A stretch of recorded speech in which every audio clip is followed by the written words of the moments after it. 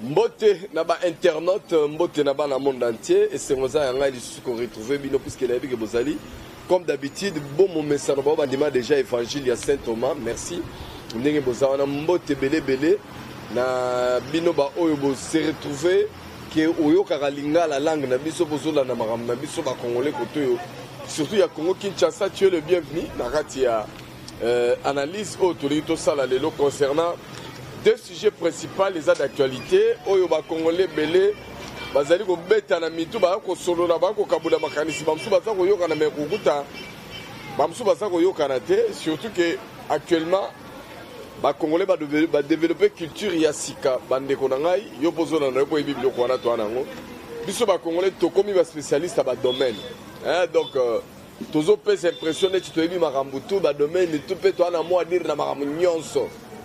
Voilà, biloko wana et comment travailler biso trop. Alors, soko sali diagnostic pour comprendre les autres na batuba comme bongo. Tout simplement, la plupart de nous va comme ça ignorance et raison. Maintenant, il peut développer des théories, des thèses et des philosophies selon nous permettre immerner à la satisfaire.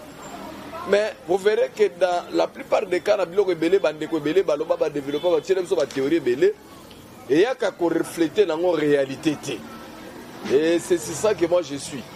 Donc, il y a des gens qui ont des évangile pire. Ce qu'on monite parce que Koyoka, et ça, il y a des sumute.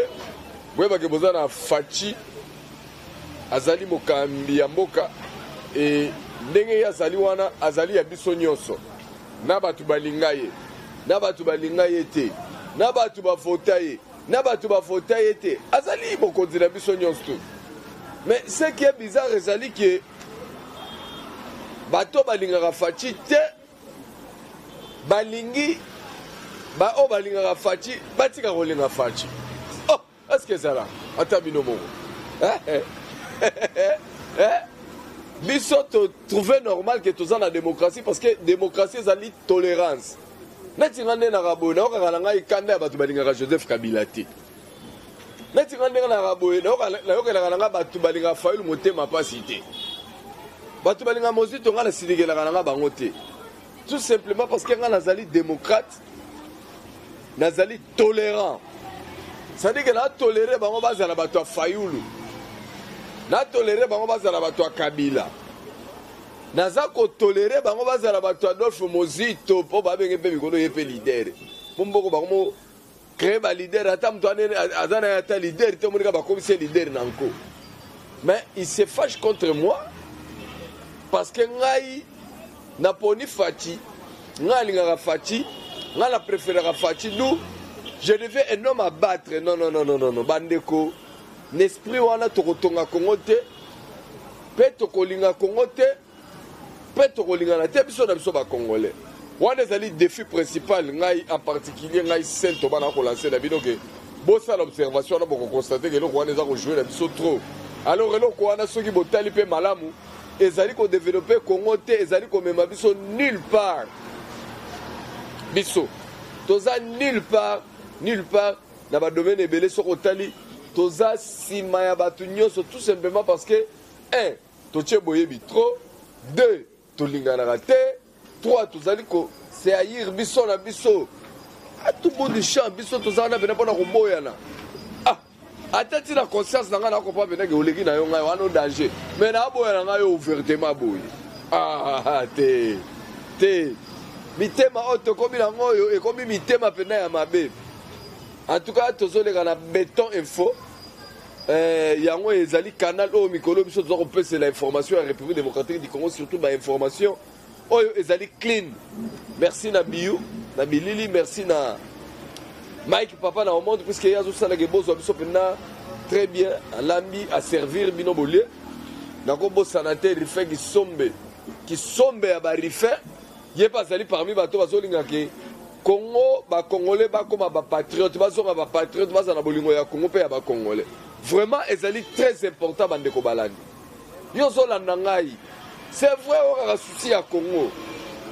On a souci à bande ko no ba congolais.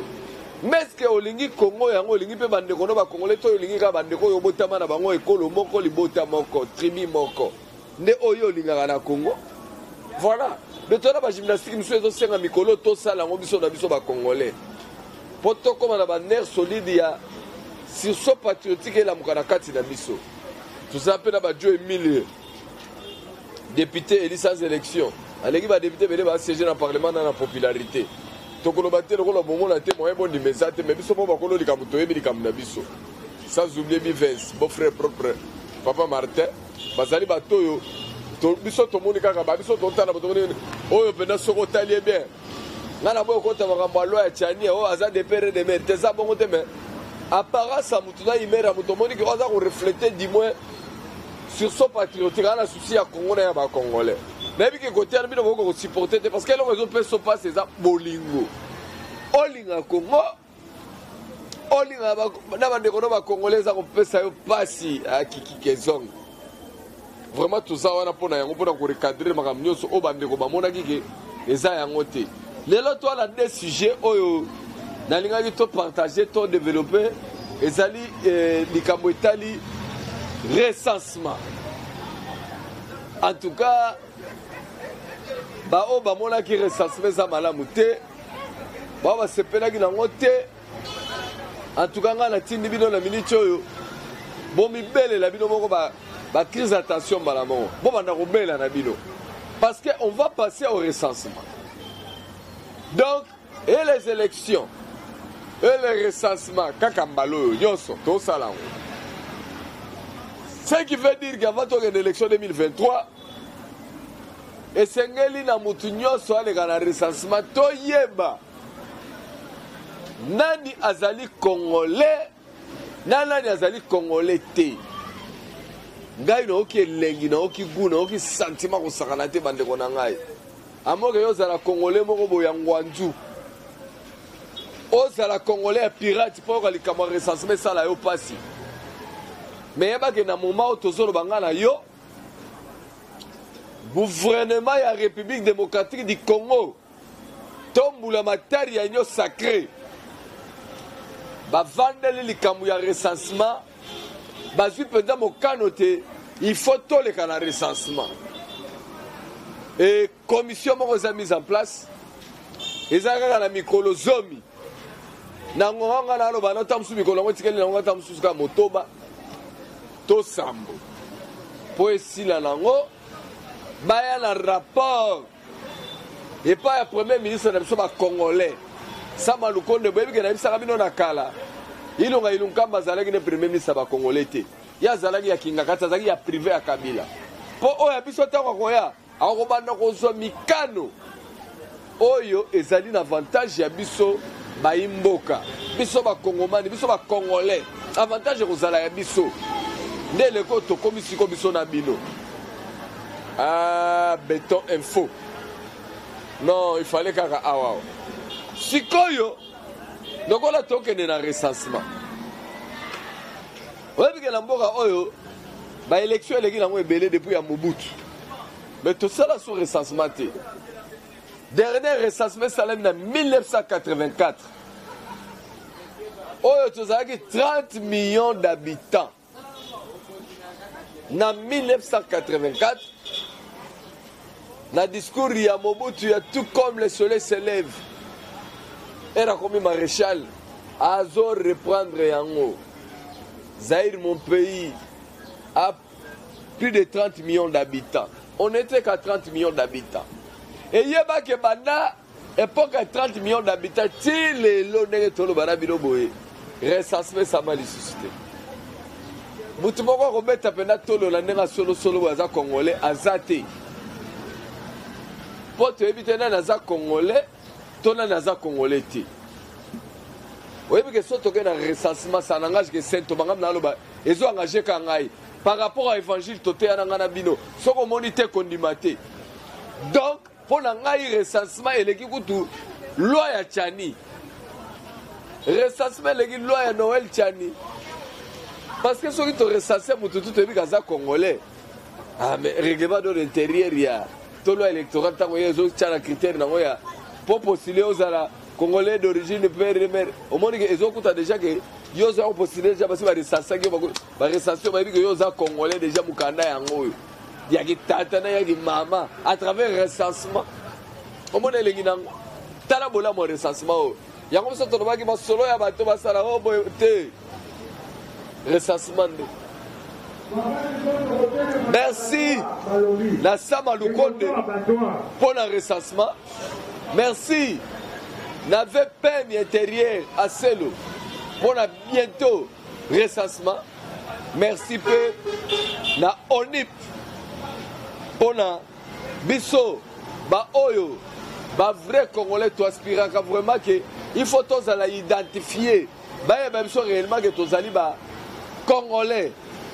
Et surtout que namoni na commission wana ya batu bazana basolo ya recensement namoni présence remarquable ya ministère ya numérique ministre ya numérique azalaki wana ce qui veut dire que tokozwa mikanda oyo kozala biométrique c'est-à-dire que oza identifié numéroté numérisé moyen kuto se pirater ezati. Ah, Seigneur Jésus tout-puissant. Vraiment, Congo, il fallait bouer. Or, boye, bah, ok, historiquement parlant, pour Migolo, il faut aller à la historiquement parlant. Historiquement parlant, après, dialogue intercongolais dans Sun City, et on a contenu à quelques articles, il y a accord global inclusif, et ça qui prévu qu'avant qu'il y ait une élection, il fallait tout le recensement. Donc, recensement, qui parmi les préalables, il fallait tout ça, l'élection, tout ça, recensement. Et y compris création de l'armée républicaine. On a dit parmi les clauses, il y a accord global inclusif. Oyo, 1+4, souvenez-vous, il y a trouble au Salamaki, un certain 30 juin 2005, au Bokaki patriarche, et c'est ce que d'Akwa Isaka. Le 30 juin à minuit, tout s'arrête, c'est tout simplement parce que Bande Kobanda Bayaki la transition, l'âme pouvoir, Babosani, co-organiser recensement. Et à la place de recensement, ils nous ont présenté l'enrôlement. Oh, le Lobomona, tu comment on a un ticket, tu as la carte d'enrôlement, tenant lieu de pièces d'identité. Où vous n'allez pas trouver quelqu'un s'il a quel état civil, il est père de combien d'enfants, machin. Toutes ces identités-là n'existent pas. Voilà au moins importance capitale de l'eau. Nabiso ba frère congolais toke sermonel lengi ya recensement. Mais il y a que les étrangers qui nous ont infiltrés dans le niveau nyoso ya mboka. Bango kam tu bakomona ngo ezali mabe. Bango kam tu bakomona ngo ezali libabe. Voilà pourquoi je vous dis que bandeko balandi ba congolais tata maman leke lengeri ndeko bisoko zali betatolo ezalozali banda ya mboka soki to bandi processus ya recensement kendani na banque et pardon na ambassade oyayo okende ko se faire identifier baye bayo réellement ozali congolais toté parce que après recensement oyo mutu moko ko ya ko la mukere bisote na mboko surtout na 21e siècle na pe na congolais on a vu que batebele vraiment lu la Congo fort ya razwa na nationalité na ba niveau normal ndenge biso ba congolais na ba pays étranger tout ça yango mais ya ki moyibi ya ko s'infiltrer te wana nde toboya il y a 0% de pères 0% de mères mon betatono dans la Congolais prétendre pe lobika diriger biso wana pe toboya na ndenge ya mabete parce que ce sont des matières claires vérifiables quoi là biso par exemple les États-Unis te pour biso tous les États-Unis te Américains, la plupart des dirigeants des États-Unis sont originaires du continent d'Amérique. Il ne faut pas donner ça comme exemple. Tu vois? Donc, il faut éviter que Babylone soit Mickey. Donc, cette fois-ci, la dignité doit revenir aux Congolais. Et quel type de Congolais? Les Congolais sont patriotes. Les Congolais sont Congolais. Et ça, les Congolais sont slogan. Les Congolais sont flattés. Les Congolais sont rançonnés sous. Bande kona bango ba congolais davantage de ba wana nde toboya vraiment nous sommes ouverts na ba suggestion na bino na ba questionnaire na bino ce qui koya et ça la biso bien pona et permettre biso toyeba kozala quoi. Malgré tout, le moment où Dieu est comme toi déranger biso. Oh, c'est pourquoi on dit il parle fort. Et pourtant, à ça parmi les Congolais, il a parmi les sous non. Voilà, ils ont évolué, mais quand on déplaise aux autres, il y a pas quelque chose qui ennemi à recensement, vraiment recensement au Salema. Et les 10 jours rapport, le Premier ministre Zaka Baïb, ça y est, mingi chronogramme. Oui, quoi ça, ça dit que timing est négocié. Pour ceux qui ont aussi recensement, à l'élection. Ceux ici là nous sommes là morts. Ceux ici là aussi les bosseux. Mais biso qu'on mette assez de moyens dans le recensement, même s'il faut une année, mais au moins on a été recensé. Vraiment c'est très important. C'est très important. Donc on est fiers de ce qu'on est. Si est congolais, il faut être fier au milieu véritablement congolais, bien identifié. Et ça le rôle à toi les lots qui est congolais qui n'est pas tout bien. Voilà. Donc sur le sujet à recensement, je crois que Yokani dans les Libino fort parce que héros aux alaki déjà on tellement boulot, on l'a ninganga là au plaisir là dans Saint Thomas. Yango dans le béni comme recensement, mais bandi pété le rôle là ne bandi té bon ni ma pété pour son monité qu'on dématé. Voilà côté on a na ngate to de rappel évangile la biso. Alors deuxième point ngana lo belezali promulgation. Il y a loi, il y a fonctionnement, il y a sénipa, il y a mokonzambo, quand on dit qu'on promulgue, on boye baké loi oyo. Il est kagi na bord d'un débat qui dit qu'il est dans le Parlement. Après débat, la commission sur ce travail et qu'il y a une commission et on sont à la plénière. Il y a un examen, ça y a une adoption et ils ont adopté. Et ceux qui ont adopté. Loi est embolée qu'il y a une chambre haute. Et comme il peut dans le Sénat, et subir toujours le même gymnastique. Et vous voyez qu'on est à la table dans mon Konzambo, en tout cas, 8 ans pour la promulguer. Mais, chose étonnante,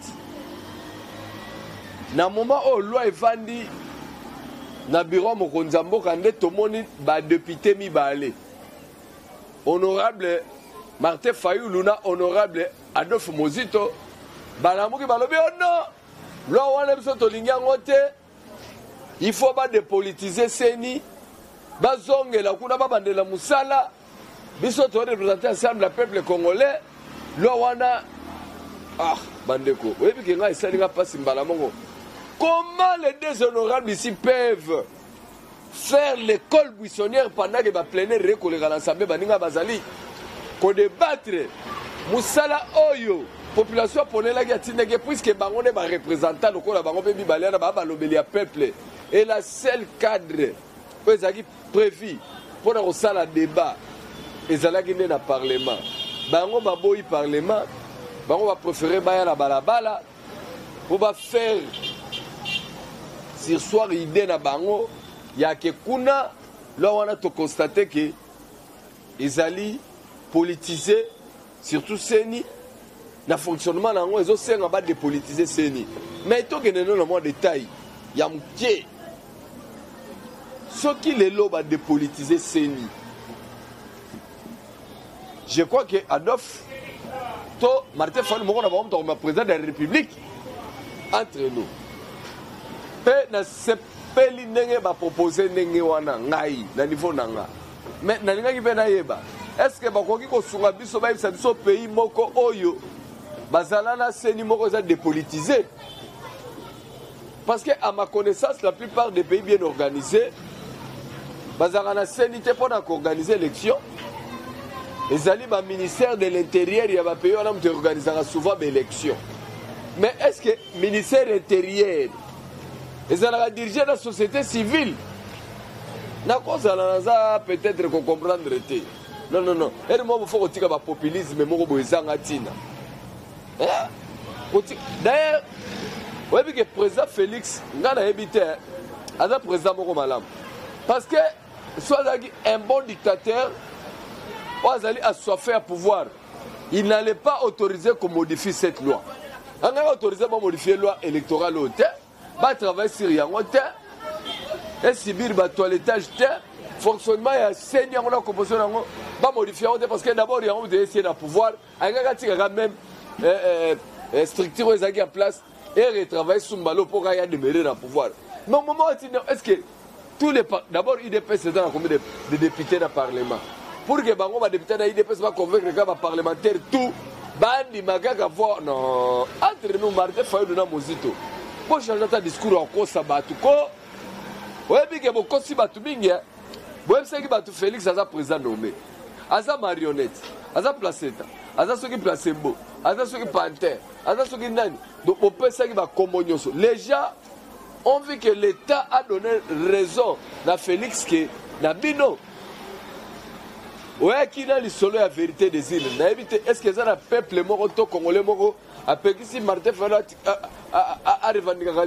vérité des îles n'était est-ce qu'azali est-ce qu'azali ça la congolais moko le bina Martin Fayulu yo lisusu ko beta masolo la vérité des îles était sundola yango mon côté est-ce que ça la congolais moko le bina Martin Fayulu masolo no yaki na ya réforme institutionnelle yo ba nommé yo président Mozito vice-président est-ce que congolais tikisi yango na moni o sauter comme na masolo ba dip parce que tiki ya ba dip comme il y a dépolitisation à CENI mais ce qu'on ose là trop parce que chef de l'État tout ce qu'on promulguer loi et s'il très en marche alors kende ko la stratégie ya gagner l'élection en 2023 soko lingaka Fayulu zala fidèle ya Fayulu tina suka kosala lokola ba congolais mususu te balakisi Martin Fayulu fidélité l'élection 2018 mais fidélité na bango suki kana 2020 nzo ezaki bolingo ya mbebo nzo ezaki ya minu na motema Martin Fayulu azalaki na yete para bango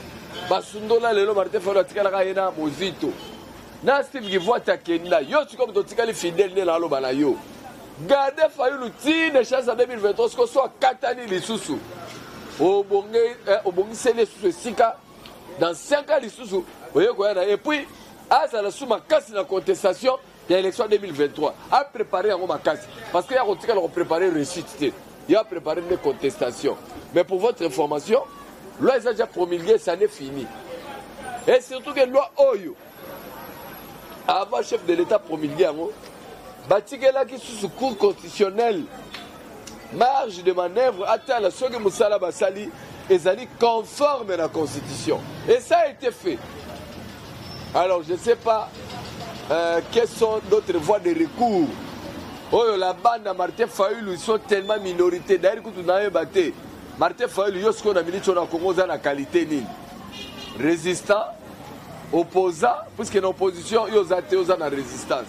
Et l'opposition, c'est qu'on Kabila, dans FCC, il y a sous opposition.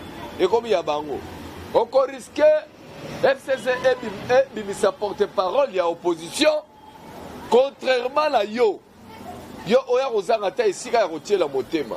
En tout cas, naza désolé pour na yo et je crois que actuellement na yelinde yo coup sur coup ndenge ndeko Shadari alobaka parce que moni na mboka oyo biso ba congolais ba régime uti koleke mesalisa biso na culture ya mabe ya kobangisa biso mingi ba kombo ya batu pona mboko to alaki so balobi e Caleb Mutondo moni bato ba banga Caleb balobi John Numbi bato ba lenga kombo John Numbi o Janini Mabunda